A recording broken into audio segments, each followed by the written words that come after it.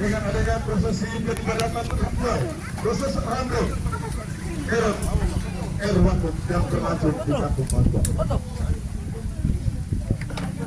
Begitu kami mengundang yang sudah ditunjuk, yang dituaskan untuk melangsungkan proses random terhadap pemimpin Keret Watu, Kampung Monson dan Kampung Besar Watu. Untuk itu kepada Bapak Ako dan juga Bapak dapat mengambil tempat di depan.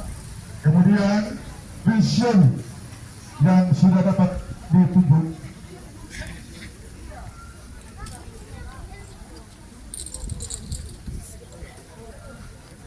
mengambil tikar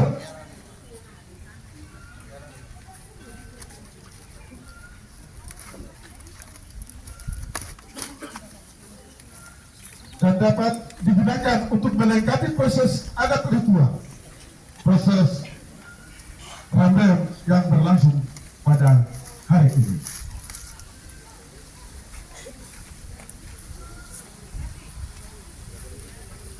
Bapak Ibu saudara sekalian, mari kita dapat menyaksikan bersama-sama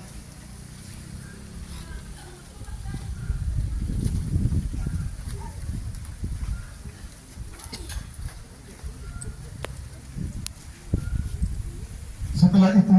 Bapak Ibu saudara sekalian,